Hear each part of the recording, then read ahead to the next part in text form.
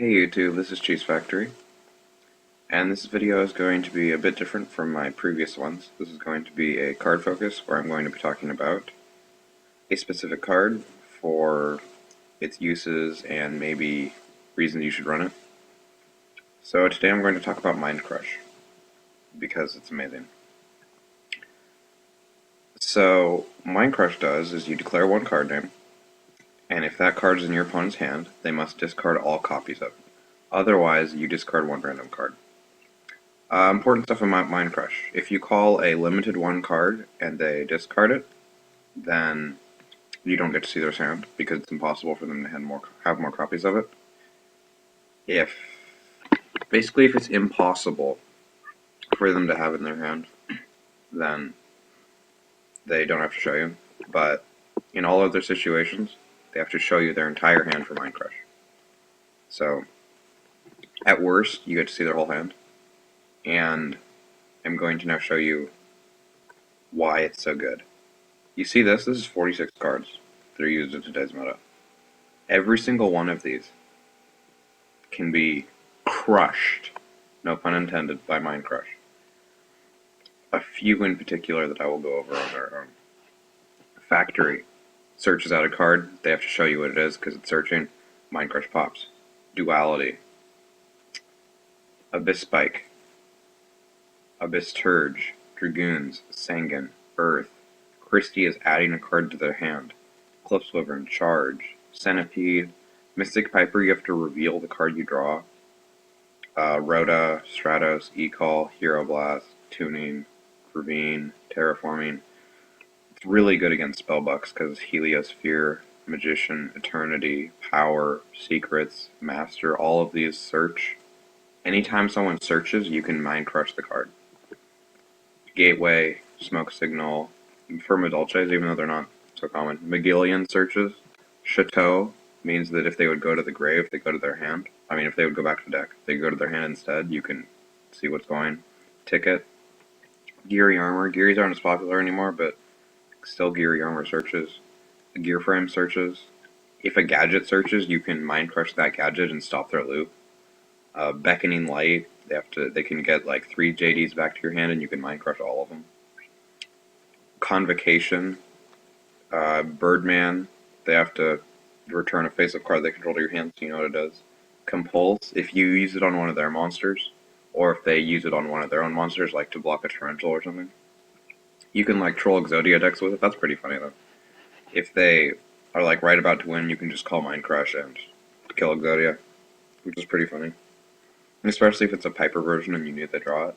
No, they drew it.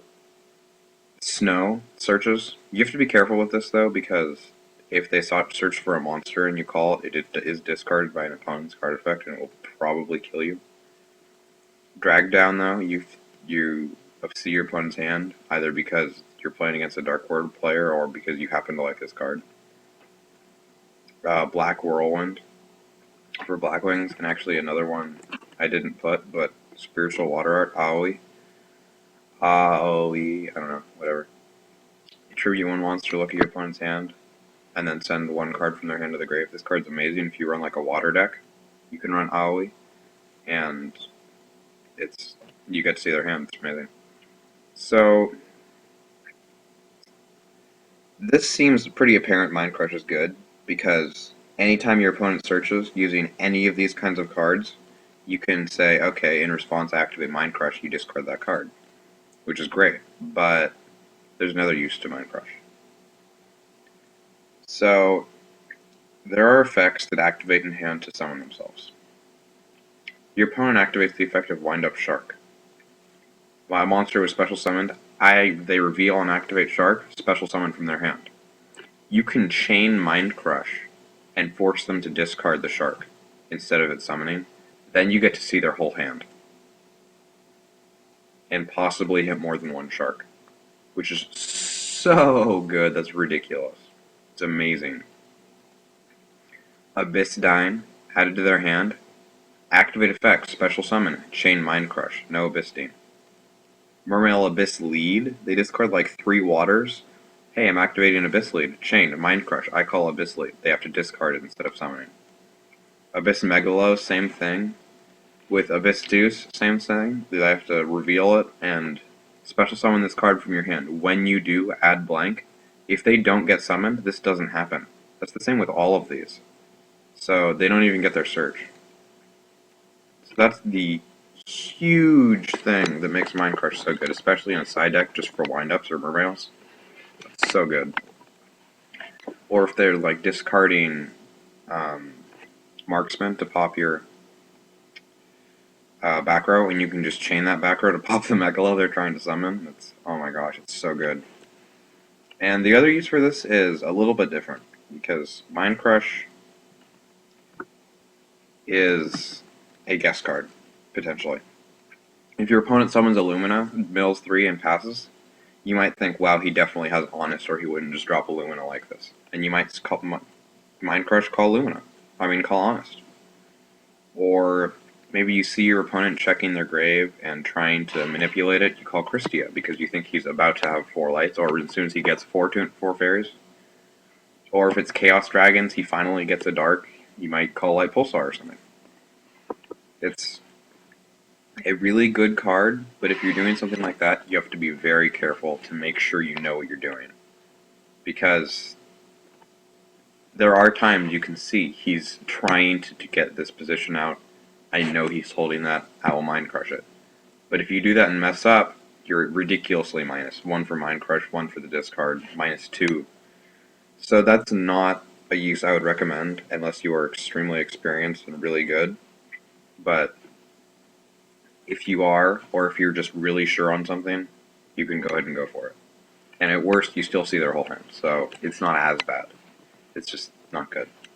Mind Crush, very, very powerful. So, yeah, that's pretty much why I really like Mind Crush. I have one. I'm trying to get a second one from Yuki's World. It's really good if anyone happens to have it. I really like it. It's so good. I knew it was really good for a long time, and I would kind of cite it sometimes, and then I realized, oh wow, you can chain that to Shark or Megalo, and then I started side decking it all the time. Also, if your opponent, like, someone just does nothing past turn, you can just call Gorge or Trag or something. A lot of the time that'll work. Or if you're about to wind up loop or something, you might call Max C or something. You know, stuff like that. It's Although I would really not recommend calling Max C because they can just chain it and then you have to discard, which would really hurt. So yeah, don't call Max C or Effect Veiler because they can just chain them a lot of the time. But yep, that's why I love Mind Crush. That's why I think you should side deck it, and I think that if you run Dark World or anything that can ever let you know what your opponent's hand is, you should main it. Like Aoi, it's Mind Crush is just great. I really love it, and it's pretty safe to main because this 47 cards or something. A lot of this is searching, and it's Mind Crush is great. So I'd really recommend it. So that's all. I'm going to do some more of these on just different cards. Even if it's like a popular card or something, I might go over uses that might not have been thought of or anything like that. So yeah, that's all for this. Tell me what you guys think of this segment and if it should be continued, done more. I'll probably do it because I don't usually get a lot of replies, but that's okay. So yeah, that's all. And this is Cheat Factory signing out.